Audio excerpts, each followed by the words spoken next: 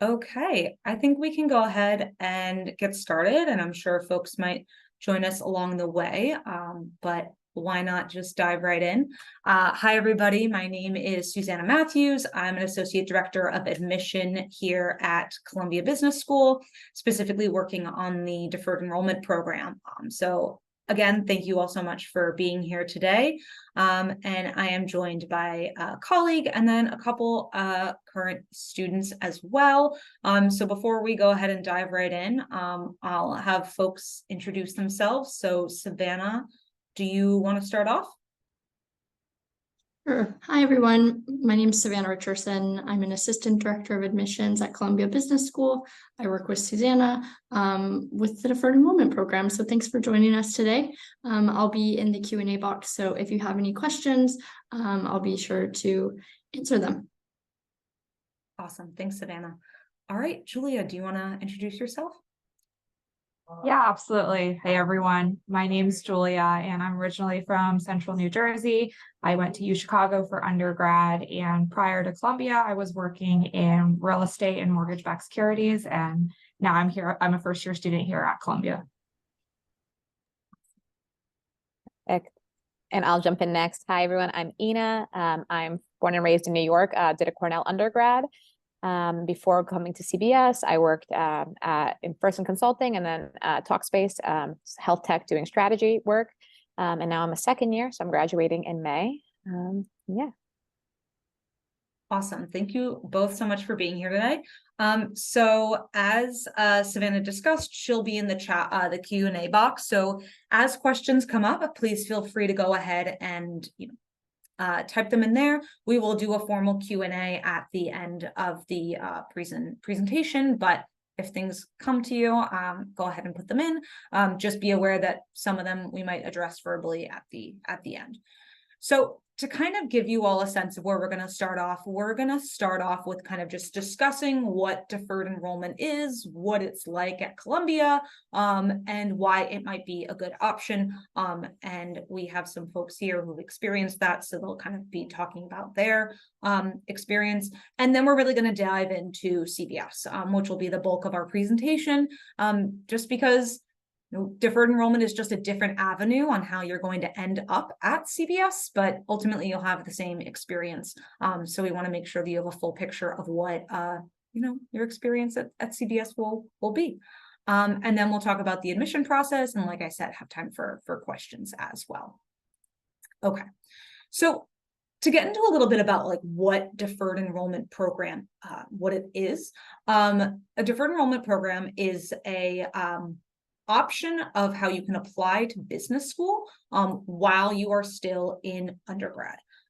So different programs operate in different ways, but how Columbia Business School's program operates is if you are a senior in undergrad or in your final year of a master's program, you are able to go ahead and apply. And applying while you're in school really gives you a nice benefit. You're still in that mindset of taking tests and writing papers. Not that you're not all very busy, but a very different experience than when you're working many hours a week and trying to apply to business school. As I mentioned, kind of how our program works is you work for between 2 and 5 years before starting the MBA, giving you that chance to gain that professional work experience before arriving here and starting your MBA journey.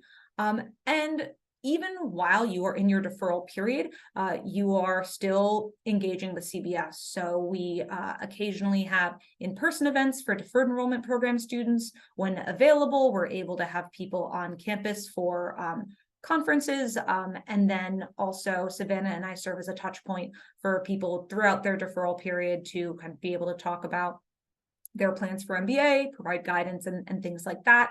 And then finally, our deferred enrollment program application is free, excuse me. So it's a little bit of a good opportunity to apply to, an MBA program before you, jump into your post-grad life.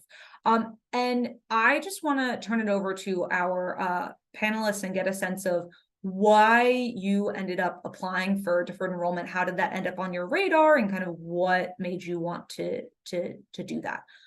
So I will leave it open-ended on who wants to go first.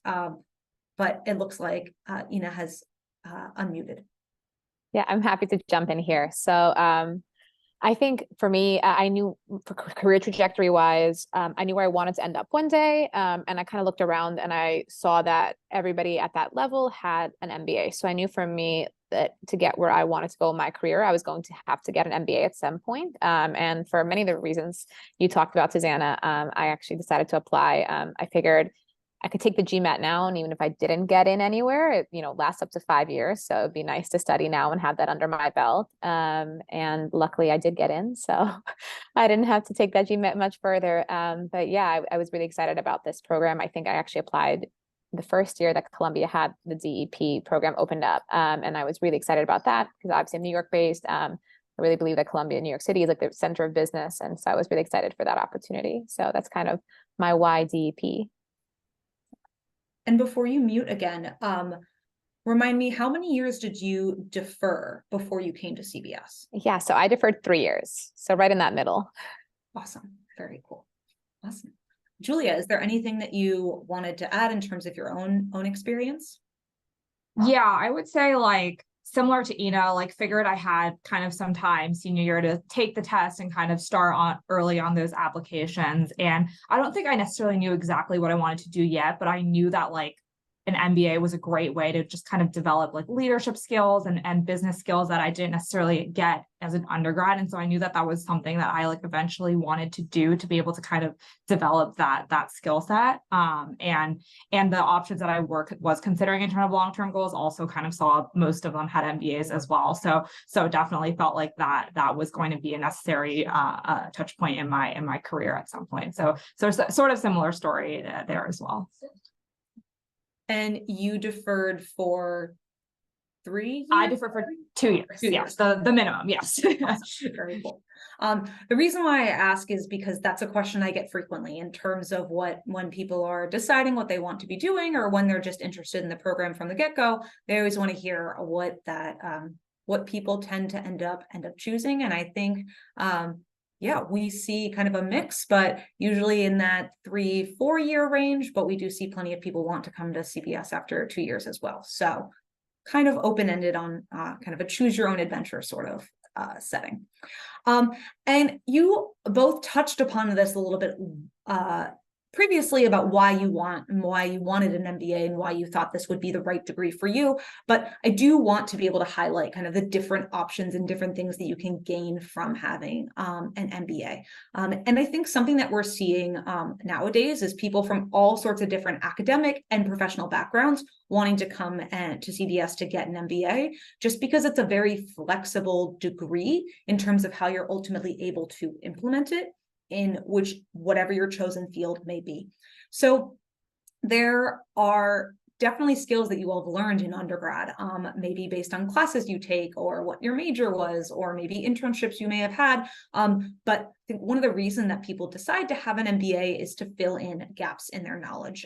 And to the point that our panelists made, seeing people at higher levels who have an MBA, in some cases that can be a way to advance in your career. And in some cases it can assist with a career pivot or developing skills that you need to have, but maybe haven't had the opportunity to obtain thus far. I often talk to students who are saying, I know that I will learn a lot in my career, but there are definitely some tangible skills such as, accounting that they eventually feel they will need, or maybe need to have a baseline knowledge of, that an MBA can give them. So I think we touched a little bit upon this about why this might be an option, but this just kind of gives you all an outline as to why this could be a good potential for you. All right. We're going to go ahead and jump in and start talking about CBS and the specifics there. So talking about kind of the full-time MBA. So deferred enrollment is really just another avenue on how you can get into the MBA program. And so you still have the same opportunity in terms of which sort of entry term that you would like to pursue. So we have 2 different terms of entry here at CBS. We have August entry and January entry. Now, you're seeing words on the screen talking about core and electives, and we will talk about that in a moment. But something I do want to specify is that or highlight rather, is the differences between these two terms. So as you see on the top, August entry follows a more traditional academic year schedule. So 2 terms, a break for a summer internship, and then 2 additional terms. Whereas January entry is a accelerated program. There is no break for that summer internship. And really what kind of it comes down to is whichever term is going to be right for you. There's not a right or wrong answer. You still have access to the same resources, the same classes. It'll very much be the same CBS experience. It'll just kind of be different in terms of how you approach it. So I'm often asked which term makes sense for which type of student. Typically, if you're looking at August entry, it might be if you're looking into like a career pivot, if you are maybe looking at certain industries that really require an internship, maybe something in finance, investment banking, consulting, that summer internship is going to be kind of critical for you. Whereas January entry, if you don't need an internship in order to be successful, maybe you're sponsored by your company, maybe you're you are an entrepreneur, maybe you're working for a family business, and this could maybe mean you don't need an internship in order to be achieve your post-MBA goals. So January entry could be the right option for you. Now, I do want to highlight that there are plenty of other ways to do an internship while you're at CBS. Plenty of people will do in-semester internships. However, I think the main difference here is really if you want that dedicated time built into the program. You both entered via the August entry option, correct? Yes, awesome. And did that have to do more with like the post MBA goal option, or was it just kind of aligned with the timing? Did like you either have a particular reason for that? Julia, I'll call you out first. Yeah, I think I definitely wanted the opportunity to kind of use the summer internship to just explore. Like, I wasn't sure that I wanted to stay in like real estate 100%. So kind of wanted to use that as an opportunity to explore other kind of avenues there. So that's why I chose August. And that was that similar for you, Ina? Yeah, absolutely. I knew that I wanted that internship and I wanted that chance to, I knew I was doing an industry shift too. And I wanted to try out something before I went full-time somewhere else. Awesome. Great. And we'll get into more detail about the career aspect of things a little bit later. But to kind of continue along these lines, we're going to talk a little bit about the core curriculum and the academic piece here. So the core curriculum is what you will take during your first term. And that is kind of, as you see, you're taking a wide variety of set classes that really serve to give you kind of a baseline understanding of various principles within the MBA. Now, you may see some of these classes and some of these topics might be things you were exposed to in undergrad. And in certain cases, you are able to test out of some of these classes if you would like to. However, this is, a kind of key part of the CBS experience, especially because of the cluster and the learning team that you are a part of. Julia, being a first-year student who is currently living the core curriculum, do you want to explain a little bit about what a cluster and what a learning team is? Yeah, absolutely. So as a first-year student here, you're kind of assigned to a cluster and a learning team. So a cluster is a group of typically like 70 or so students who you take your core classes with. So all of them together, the same schedule, which is fantastic in terms of getting to meet people and having that shared experience. I cannot speak highly enough about my cluster. They're like truly such an amazing group of people. So definitely hugely valuable to my experience here. And learning team is kind of a smaller subset of your cluster, around like 5 or 6 students who you'll kind of do certain assignments with depending on the course. And they typically represent a diversity of backgrounds in terms of career, et cetera. And I think, again, another opportunity to just be able to meet students from different backgrounds, and really kind of teaches you how to work with people who come from very different perspectives. So definitely love my learning team. Like we try to catch up weekly, even if we don't necessarily have assignments, just to like check in with each other. So I think it's definitely become not just a school thing for us. And I think for a lot of other people have a similar experience there as well. Thanks so much for kind of providing that context. And I do want to touch upon the idea that your cluster can kind of be more than just the academic piece. And Ina, I know you mentioned previously that cluster was also kind of a defining part of your experience in terms of being a leader within your cluster. And would you mind kind of explaining a little bit about what the cluster board can look like and what your experience was as a part of that? Yeah, absolutely. So every cluster has a cluster board that gets elected within like the first month or two, usually, of you joining CBS. I think ours was really within the first month. So very early on, and you have a few different positions. So I'm the cluster chair. I lead the entire cluster board, and there's all different kinds of positions, from the DEI chair that helps with diversity initiatives within your cluster. You have the global chairs. It's a whole lot, a lot of positions. And basically the point is to really like help your cluster bond and form through both social events, through academics, making sure everyone's on track.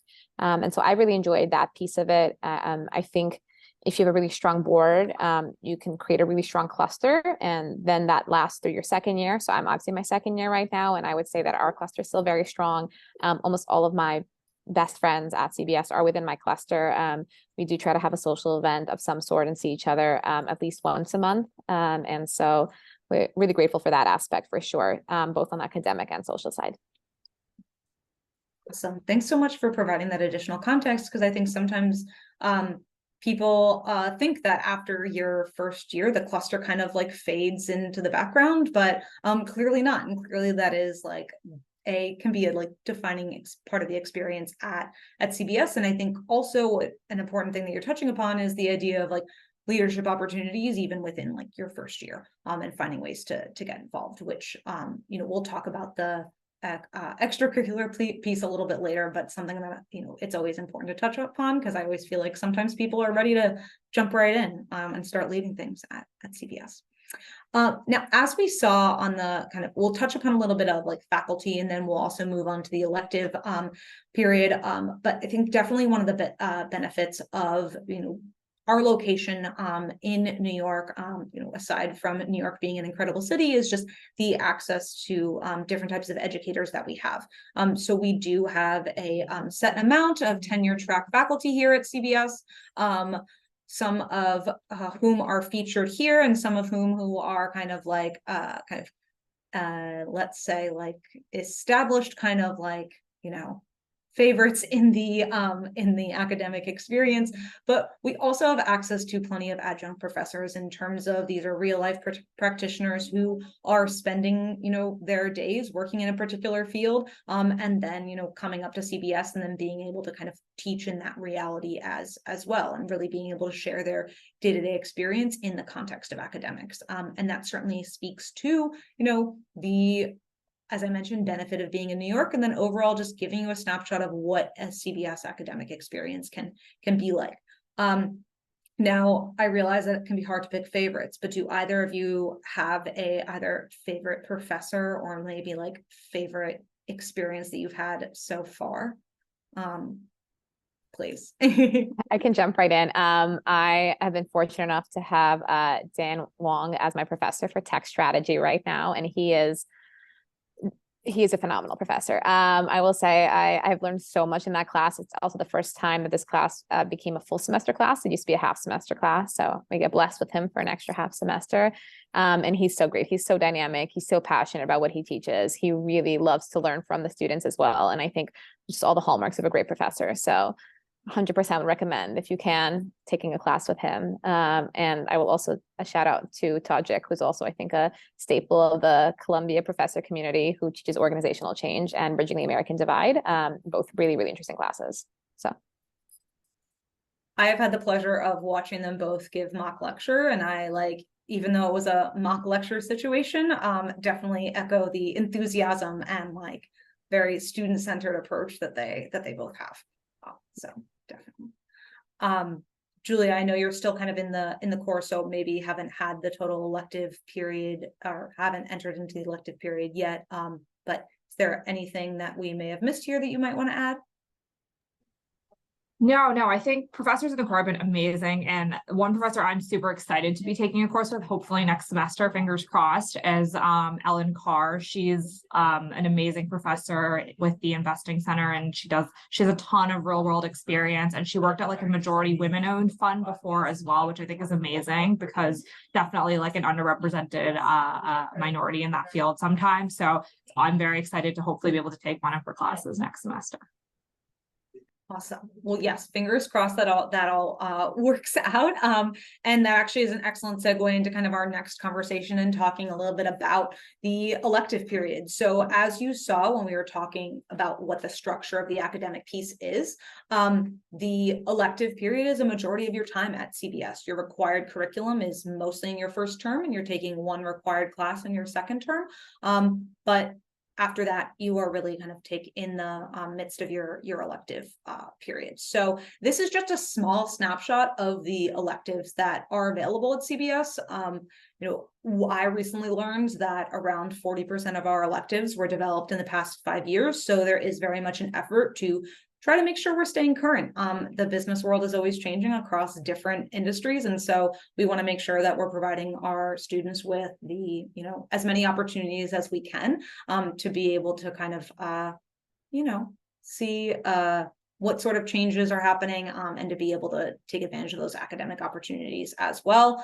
I will go ahead and, to my knowledge, highlight some of the more popular classes. I constantly hear people talking about climate finance. I know that within the realm of climate, Bruce Usher is definitely a hallmark professor in that area. Bridging the American Divides, that was mentioned. And I've also heard that Python for MBAs can be occasionally pretty popular as well. People tend to find that pretty useful. Ina, I know that you have mentioned any sort of, some electives that professors that you found to be particularly inspiring. Were there any sort of electives that you've had as well? Yeah, so I think I did take org change with Tajik, and I think that was great. Actually, as you highlighted on your last slide, entrepreneurial strategy with Jorge Guzman, I did took that last semester, and that was also a great class. Managerial negotiations, I really loved. I think the soft skill classes have really been like phenomenal in my opinion, because I think it's so hard to develop those skills sometimes. I'm hoping to take leader's voice next semester, which I've heard great things about. Another more like soft skill class that I think is really imperative for your journey, like in any career. So I think some of those have been great. Yes, I have also heard managerial negotiations, most students talking about how valuable that class is. And I can imagine across all sorts of industries, or even in your personal life, being able to negotiate is probably very useful. Julia, you mentioned that there's that one particular class that you're looking forward to taking, but kind of as you think into your elective period, do you kind of foresee yourself focusing on one type of class, or are you kind of thinking that you might take a wide variety of types of courses? Yeah, I think I'm trying to take a variety of courses, like definitely want to take the like investing courses, like any value investing courses I can, but also some real estate courses. And then the negotiations class is also on my list because I've heard great things about that course as well. And as someone who tends to not be a very confrontational person, I think that course would be very beneficial for me personally. So definitely think I could brush up on those skills next semester. Awesome. And I kind of, the reason why I ask about the idea of different classes that one could possibly be taking is because at CBS, we don't have like particularly like concentrations or tracks or anything like that. So some people will during their elective period really focus in on one particular area. And then some people will take a variety, or they'll do a combination of the two. It sort of depends on what your post-MBA goal is looking like. But as we've discussed, there are definitely some like hallmark kind of top classes that people definitely want to be taking while they're at CBS. So switching gears a little bit away from the academic experience and talking a little bit about the career experience, an MBA being a professional degree, this is a key aspect of the overall experience. And so definitely want to spend a little bit of time talking about this. So our Career Management Center is the overall kind of hallmark of, or a touch point of all sorts of career activity. And they have a couple different types of resources. I won't be able to touch upon everything that they're able to offer, but in terms of highlighting kind of the big things, what I'll start with is there's an alumni coaching program with individuals from all sorts of different particular backgrounds, alumni who have volunteered their time to be able to assist students with their job search. And this is, of course, in addition to the career advisor that you are assigned when you are coming into CBS. There is also an Exectives in Residence program, which is an opportunity to attend events or small group conversations with C-suite level executives some of whom may have attended CBS, some of whom really just understand the value that a CBS degree and graduate bring to the market, and are really able to provide kind of long-term career outlooks, as opposed to kind of the nitty-gritty support that a career advisor or a second year CMC fellow might provide. So second year fellows really provide a kind of key resource in terms of being able to say, this is what my experience was, and here are the areas that why I think you could improve upon. I was once talking with a student who was ready to go to a session, sat down, and then the fellow very politely kind of tore their resume apart, saying, well, this is what a recruiter is going to look for. This is what is going to be the best option for you. All within the intention of paying it forward and wanting you to be successful, but definitely not mincing any words. But something else that I want to highlight, and we'll talk about this a little bit later when we're talking about extracurriculars, but are professional organizations. And oftentimes they will work hand in hand with the Career Management Center to ensure that they're providing kind of programming across the board. And I have definitely heard from students that the professional organizations provide really valuable guidance, especially from second years to first years, really ensuring that they are well prepared for recruiting for that job search process, just because they've been through it before. So there's assistance kind of coming on all angles with this overall kind of process that can seem very daunting, but these structures are in place to help you be successful. Now, realizing that we have a second year and a first year here on our webinar, I will just kind of if I could get a sense of maybe what you both are hoping to do post MBA. I realize you're kind of at different points in kind of this, but Ina, I realize that you may have had an internship, and so would love to kind of hear about your experience with that, and then kind of what you're hoping to do after the fact. And then Julia, I'll kick it over to you. Yeah, so as I mentioned before, I was working in the strategy world, a strategy and operations associate at a health tech firm called Talkspace. And I knew I wanted to do an industry shift. I really love working in strategy. I want to keep working in strategy. I wanted to just make a little bit more consumer focused and out of the healthcare space. So this past summer, I actually worked for Walmart on their e-commerce site, working in like their grocery com and social commerce space, which was a really cool opportunity. And then post MBA, I'm actually looking a little bit smaller. I want to work at a first startup, kind of similar to what I did before my MBA, but in a different industry and on a higher level, hopefully. So that's what we're aiming for. So I think a lot of my friends right now are recruiting, and I'm going to be what's called just-in-time recruiting. So I'll be recruiting in April, May for jobs that pop up then. So very cool. Yes, and you've highlighted an important point, the different types of recruiting. Depending on the industry, things operate in sort of different contexts and different ways, but across the board, this is something that regardless of where you are with that process, there is support put in place to kind of help you be successful in that regard. Julia, I realize that things are early on for you, as we were talking before the call. Hard to believe that things have gone so quickly in the past couple of months, but do you have a sense of maybe what you're hoping to do this summer, and then kind of maybe what you're hoping to do after the MBA? Yeah, absolutely. I think right now, in terms of looking at summer internships, looking at kind of general private equity or like investing roles, and that kind of happens in just like honestly a ton of different waves for me right now. So like some companies will come to campus now and some will come later, so it really becomes like a personal preference. Like you kind of have to figure out for yourself, like what do you really kind of want to do? Like do you want for a big company or a small company, and like what kind of investing you want to do. So I think that's kind of the process I'm going through right now, and definitely want to highlight that like I think the second year CMC fellows have been super helpful for me personally. I think I've talked to like a ton of them like in the last few weeks, just like setting up calls to go through my resume and talk through like their processes. And so I think I can't emphasize enough how helpful that has been for my process so far. Awesome. I'm so glad to hear that. And I appreciate the kind of discussion of what potentially might be on both of your ends. And I realize that there's a lot happening and a career search can be stressful. So I appreciate your kind of discussion of what that can look like. All right, we're going to switch gears a little bit and talk about kind of the fun part of CBS. Not that academics and careers aren't also fun, but this is kind of really what makes your experience in terms of the community and in terms of the various things you can get involved with. And I know, Ina, you specifically highlighted that you were very excited to talk about this. So I'd love to hear about the things that you've been involved with that you, maybe a like favorite event that you've gone to, although that might be kind of a hard question. You know what, I'll just leave that open-ended and kick it over to you. Yeah, so this has been one of my highlights of my CBS experience, 100%. So I'm in a lot of these clubs. I'm part of QUIB, I'm part of the JBSA, which is the Jewish Business Students Association.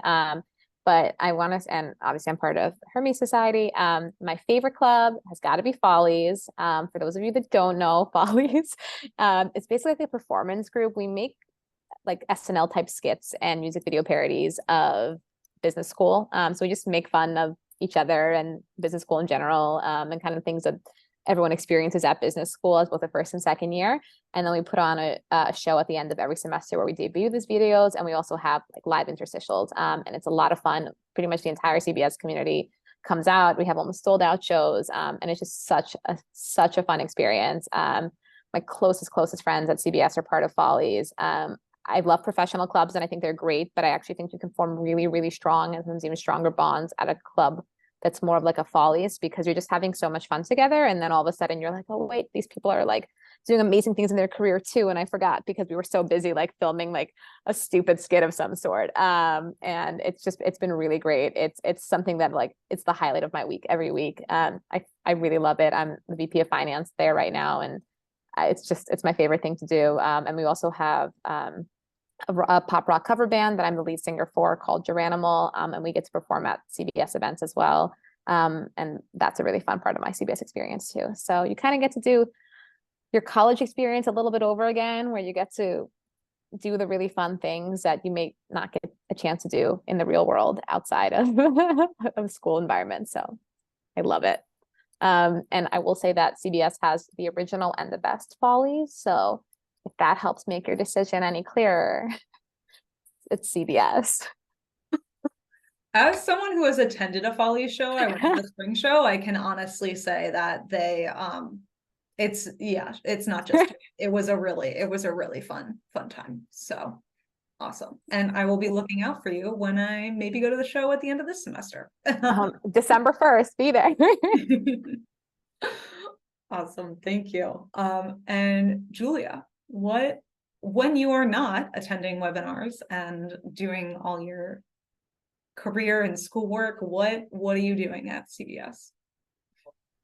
Yeah, I think similar to Ina, obviously involved with Hermes Society, and I'm also involved with QUIB, which I also want to highlight because they just had a conference recently, like the Women in Business Conference, and I just volunteered with it. I wasn't involved with organizing it, but it was still amazing. I got to meet I think the CEO of the Boys and Girls Club in Harlem came to talk, and that was amazing. And it was just so cool to see fellow women in business come and people who used to be Columbia grads as well. And so that was an awesome experience. And then I'm also part of the wine club, which is super fun. They have weekly classes every Wednesday that you can attend and just enjoy some time with your peers and with some wine. So would highly recommend. So yeah, definitely a little combination of both while I can this semester.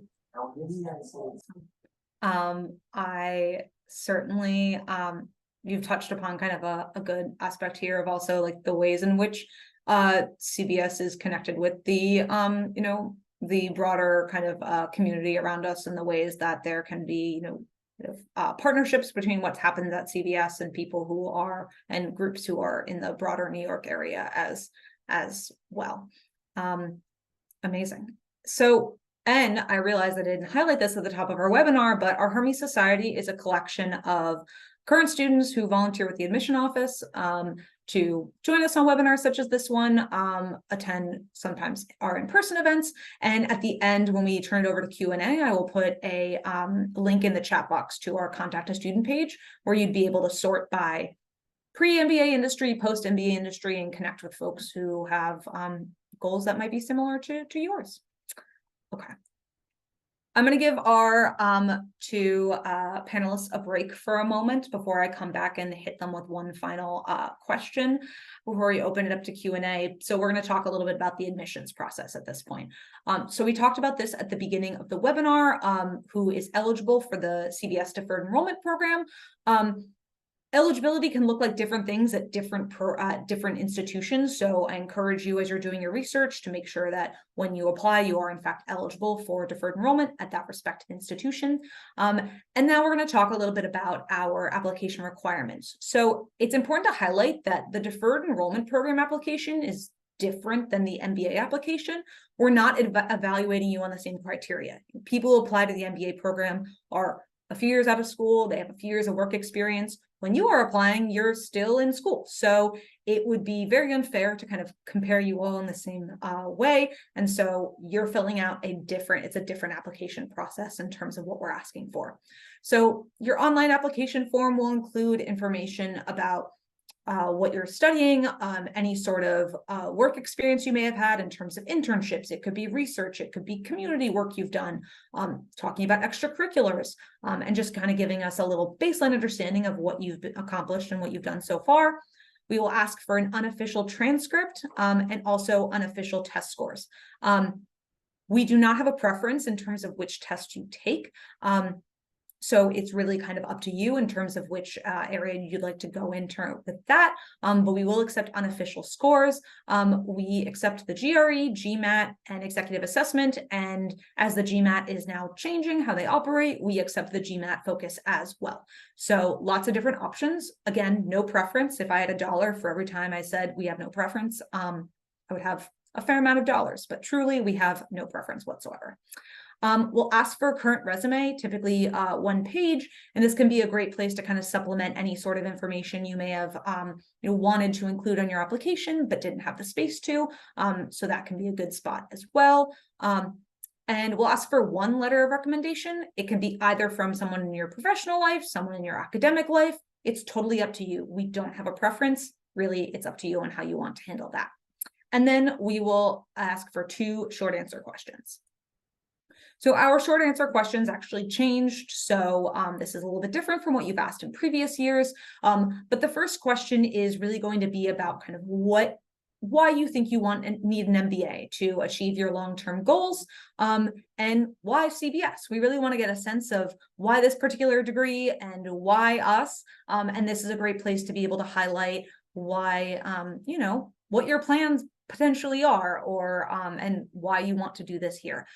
We don't expect you to know exactly what you want to be doing, and we won't hold you to it, but indicating that you have a little bit of a sense of why you feel like this degree, as both of our panelists spoke about, it's something that was already on their mind. So we want to get a little bit more sense of that and what that is kind of like for you. And then second question is going to be a little bit about your community involvement, what you've done. And community can mean lots of different things. Maybe it was a particular club, maybe it was, a team, a job, anything. Really, it's kind of open-ended intentionally, so we can get a little bit of a sense about why ultimately you, what are some things that you've done and kind of what you're passionate about. So we have 1 deadline to apply for the deferred enrollment program. It is April 15th. The application is open now. If you wanted to, you could submit it in the next few weeks. However, we will not review it until April 15th. So there's no benefit to submitting it early. Kind of totally up to you. However, April 15th is the final deadline. As we review applications, we then issue invitations to interview on a rolling basis. by May 15th, everyone will have been notified about next steps, whether or not they have been invited to interview. Interviews are a required part of the process, but they are by invitation only, and they are conducted either by a member of the admission office or a second-year student. In the event that you are not invited to interview or ultimately not admitted to the deferred enrollment program, your journey with CBS does not stop here. You are more than welcome to apply a few years from now. And we do see people who are successfully admitted to CBS a few years after they were not admitted to deferred enrollment. Sometimes people just need a little bit more time to figure out what their what their goals are, or what their reasonings, and why CBS. And so it's not kind of a end of the line sort of situation. So in the event that you are admitted to deferred enrollment, we would ask you to deposit by August 1st to agree that you would like to be in the program. And then you are welcome to, go off into the world and, not talk to us until you're ready to matriculate. However, once a year, we will ask you for a update about what you're currently doing, and ask you to submit your yearly deferral continuation fee, which is $500, and any fees submitted go towards your eventual tuition for the MBA program. The purpose of this employment update is to really just get a sense of what you're doing. If there have been any changes, maybe you got promoted, maybe you changed jobs, but we just want to kind of check in and kind of see what's up. Of course, you're welcome to engage with us as much or as little as you'd like, but once a year, we will definitely follow up with you and just see what's going on. If you are eligible to apply this year, so senior in undergrad or in the final year of a master's program, these are the years in which you would be able to matriculate. Kind of crazy that 2029 is on here, because that doesn't feel like a real year at all. And we talked about that August entry or January entry are options for you. Any sort of information about need-based scholarships or merit fellowships will be provided the year that you matriculate. Financial situations can change between now and then, so that is how we're able to provide you with the most up-to-date information on that end. Okay, so before we actually officially kick it over to Q&A, I'm going to ask our panelists a hopefully not too challenging of a question. But I would like to hear about ultimately what made you choose CBS. And I will leave it open-ended on who wants to go first.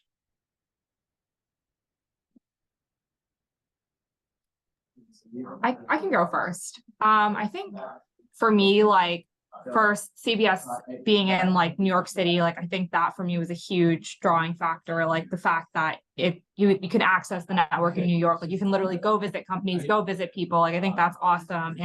And for me, as someone interested in investing, Columbia has an amazing value investing program here. And that was another reason why I really loved Columbia. And my interviewer and the Hermes Society folks that I was able to connect with during my deferral period, they were all amazing and had great things to say about the cluster experience and about their CBS experience. And so I think all of those things kind of combined together really just made me choose here at the end of the day. Thank you. Yeah, so I'll jump in now. I think for me it was really twofold. I think number one, obviously, being born and raised in New York, I really wanted to be in New York. I think the center of business is New York. I love the fact that we're in the city and we're so close to everything. And most of your internships, if you want to be, will be in New York City, and so it's very accessible in that sense. And I think twofold. I just really loved everybody I met, and the more I talked to people at CBS, I realized. A lot of schools talk about diversity and diversity in backgrounds, as well as race and ethnicity and all of that. And I really felt like CBS was walking that walk as much as they were talking that talk. I think, and especially upon coming here, I absolutely think I think we have 40% international students, which is it's really cool. You have people from all different cultures and all different backgrounds, including job backgrounds. And I think it's a shame if you go to your MBA program and you don't have a new network of people that are super diverse from you. I think if you're at your MBA and you have just a network of people that look and just like you or come from the same background as you, you're doing yourself a disservice. And I think Columbia makes it really easy to create that network for yourself and to create all these friendships with people as well. So that was really important to me. And I think another thing we didn't touch about, which I think is quite unique to the CBS experience, is something called CBS Matters.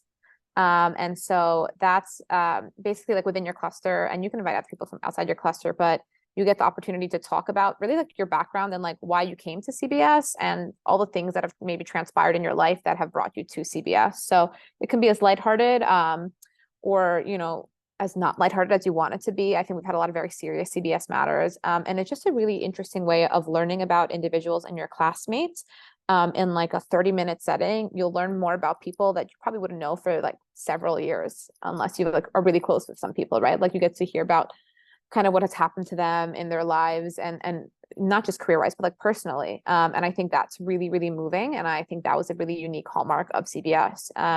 And since I really wanted to form those networking connections and just overall connections, that really drew me to CBS. And I will say it's been a really great and eye-opening experience to hear about people's backgrounds in that kind of setting.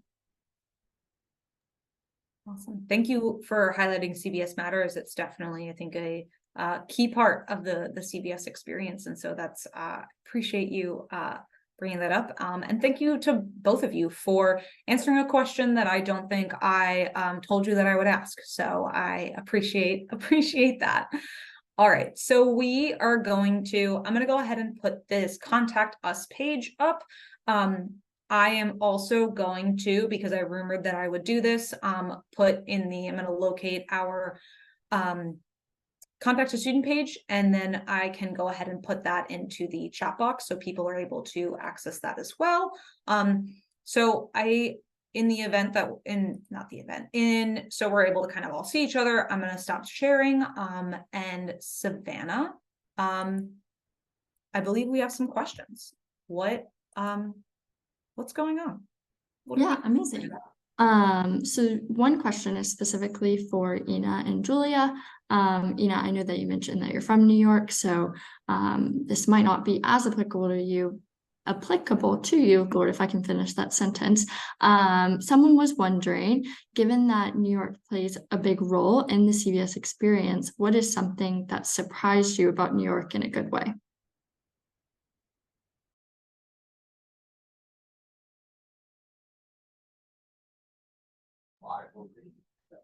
Yeah, so I was actually in New York before I came to Columbia as well, but I think as a student, it is a bit of a different experience than kind of working in New York, because like you actually get to really kind of explore New York like during the week, which I think is something that's been a pleasant surprise for me as a student. Like you really get to like spend time going around the city and going to like restaurants or museums or events that you may not have otherwise been able to go to when you're kind of busy working. And so I think that's something that's been awesome, is just being able to explore New York and also to introduce it to like students who haven't been to New York before. I think that's been super valuable. It's like seeing people like see Rockefeller for the first time or see other like landmarks for the first time. Like to me, that just reminds me like why the city is so amazing, and like it's a place that really brings people from all over the world together. Yeah, I would absolutely second that. I think that bringing people into like your arena or like something that you think you know really well and like showing it to them and seeing it through their eyes has been really, really cool. And it's just been an amazing experience in that sense. And I think just in general, like I think one thing that people worry about when they come to CBS is, you know, do you form connections at CBS because New York City has so much to offer that like, you know, are you really gaining, are you gaining from CBS, or are you gaining from New York City? And I think you're gaining a lot from the CBS community because I think you're exploring New York with that community. So it becomes like a win-win situation. Awesome. I really appreciate those answers. Susanna, this one is specifically for you. Someone is interested in finding out, if reporting doing well in online coursework or having professional certifications counts towards an applicant's academic aptitude, or do we only look at GPA and standardized tests? So I think any sort of certifications or online courses gives us a sense of like, does give us a sense of your academic potential and professional promise. I think it's just for us like one aspect of the piece of the puzzle. So if we're looking at as a whole application, the things that incorporate academics, the things that kind of indicate professional promise, and the things that indicate kind of community potential, I would kind of like put that into one or more of those buckets. So I think that it's additional helpful information, getting a sense of your interests and getting a sense of what you are, passionate about. But it is not necessarily like its own category. I think what's helpful for us is looking at the whole application in its entirety and getting a sense of all kind of the components of what someone is bringing to the table. I believe I answered that question, but I'm sure if I didn't, someone will let me know. I think you did. Someone else was interested in learning more about what the resume should contain, what that looks like. Should it focus more on work experience? Any insights on that, Susan? So it's totally up to you. I realize that I will say a lot of admissions is kind of giving non-answers of like, it's up to you, because a lot of this is up to you. Everyone's experience is different. Everyone's both like professionally and academically and personally. I will start off by saying we don't have like a desired resume format. I know across the world, resumes look different. So totally up to you based on what you're familiar with. You can submit that. I find it most helpful, to really, it gives me a snapshot and, supplemental information from things you've put on the application. On the application, we'll ask you about any sort of professional experience. And as we discussed, professional experience can look like lots of different things. And we'll ask about your academic and extracurricular as well. A lot of people will use the resume as a place to add more detail on things they mentioned in the application, or add in some things they didn't have the space to discuss on their application. So it really kind of is up to you. I don't specifically give people an answer on how they want to focus it, because what you might want to highlight in your experience kind of can look like lots of different things and will be kind of dependent on you. Amazing. And advice I always give is proofread, proofread, proofread. Yes, in all things in life. Surprised. Yes, you would be surprised. Sometimes not proofreading and how that shows up. So Susanna, another quick question for you. Do you get to know how much financial aid you'll be getting before making the decision to matriculate? Or does that come after you decide that you'd like to matriculate? So based on the timeline of this year, that information will come after you decide that you want to matriculate, but before we ask you to deposit into the MBA program. So you would then be able to make your final decision based on that. So that is how the timeline of this year worked. I hesitate to predict what things will look like 5 years from now, but that is how things currently operate. Amazing. Okay, so now back to Ina and Julia. Someone was interested in kind of hearing about, with the rapid pace of technological advancement and its impact on business models in your coursework, have you seen CBS kind of foster entrepreneurial thinking and innovation within the curriculum? So I can jump in on this, especially because I'm taking more of the entrepreneurial and strategy-based classes. I think yes. I think a lot of the professors, even like with the core, are trying to just have things that are more like cutting edge. I mean, we have like a class that I took last semester was literally called Catching Growth Waves from 2050 to Beyond, talking about just like what we see in the future. I think two things right now on CBS's radar are climate change is a big one. So you'll see that in a lot of classes, even classes that you don't think will bring up climate change.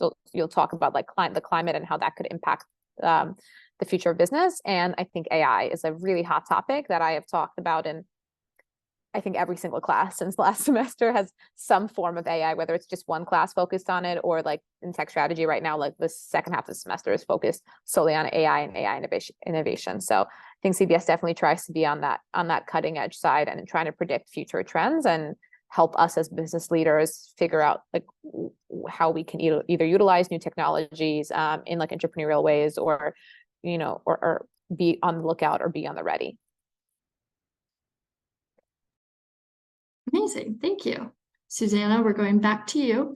Someone's interested in hearing more about the deferral period / options within that. How flexible are we with pushing a deferral into the future, right? Like, can you go beyond 2029 if you're applying this year?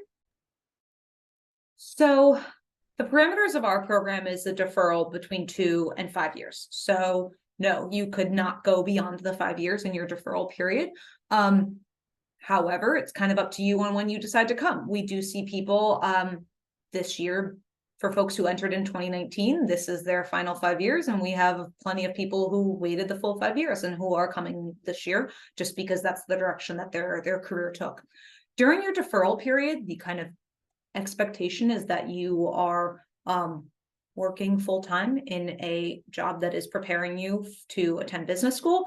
That is intentionally vague because that can look like lots of different things. As we talked about briefly at the beginning, business school, is an option for people of all sorts of different professional backgrounds. So we are not here to tell you what job you should or should not be working in. It's really kind of up to you. But the idea is that after graduating, you are working full-time and gaining skills that will prepare you to enter into a business school classroom. We understand people change jobs, totally fine. We understand that layoffs happen, also fine. Things are out of people's control, so we understand life happens too. But the idea is that you are using this deferral period to develop those skills to then ultimately come to CBS and be strong contributor in the classroom, in the community, and to really have a sense of what your professional goals are so you can make the most out of your 2 years here. Great. And I'm actually super excited about the next question. Susanna, Julia, or Ina, feel free to jump in. Someone's interested in hearing more about pro bono kind of consulting initiatives at CBS and how CBS students can get involved in the local community. Yeah. So I think pro bono, I think I looked at the question, they asked about consulting. I know there is a Pangea, which is like a club that does like pro bono consulting. So it's students who are doing consulting work. And then I know that there's a club of like the Harlem Youth Society mentorship. So that's CBS students who go into schools around this area and help tutor kids. There's also a lot of other different things. There's the REAP program, which is program focused on like talking to prison inmates around the city and recidivism and all around that front of helping out on that front and teaching like out of prison. I know some of my friends actually have gotten that opportunity to go and do that. So lots of things like that, I will say, on like the school club front. And I can jump in here and talk a little bit about like CBS offices that exist to kind of assist with this. So the Small Business Development, I want to say center, I always forget what the like technical term of the office is, but they have existed for a very long time, even before we were in our new campus on Manhattanville, and they serve as a touch point for similar things of this nature. So finding ways to develop relationships between CBS and our surrounding neighborhood of Harlem, as well as providing opportunities for local students to come and learn various business skills. I know they do some summer programs. They also do some programs for students to be able to get involved, CBS students to get involved with providing, guidance and education to local business owners and sharing that knowledge. And they kind of have a more different from the club perspective, it's just kind of a dedicated office. And especially now that we are in a new campus, there's been a concerted effort made to really ensure that we are developing meaningful partnerships and that there are ways for students to be able to get involved with that as well. And then I also believe that the Tamer Center for Social Enterprise also will do some particular classes and events along these lines, if not at times particular events as well. But I believe we covered the question kind of on a couple different areas. Anyone feel like we missed anything? Maybe? No? Okay. That's actually a helpful plug for our other recorded events. So over the course of the fall that we've had different centers on campus do recorded events, and so they're all on our website. I only thought of that because I mentioned the Tamer Center, but depending on what your interests are, they also, I think we had our Chazen Center for Global Study. We had our Lang Center for Entrepreneurship, possibly some other things that I am forgetting. So lots of opportunities to learn more about kind of those specific things at CBS. I definitely went on a little bit of a tangent. So I know we're at 4:01. We are past time. Anything, I guess we can maybe do one more question before I let everyone go. Yeah, sounds great. So we actually have one last question, and it's super exciting. It's about the MBA XMS program. Someone's interested in hearing more about if it's for someone without an engineering background, and if you can apply to this program with the deferred MBA. So this is a great question. And I will be the first to confess that in our office, we actually have a dedicated person for MBA XMS, as well as our JD MBA. That person is not currently on this webinar, so we will do our best to provide you with the details that you are looking for. First off, I do not believe that you need specifically like an engineering degree. However, as a part of that program, they will ask for you to have taken specific classes in either an undergrad or a previous graduate program, just by the nature of what that degree requires. They really are looking for specific types of classes. I do believe that that information is on our website. Very different from the MBA. We don't require people to have any sort of particular classes that they have taken in undergrad, but that program particularly does. At this time, you are able to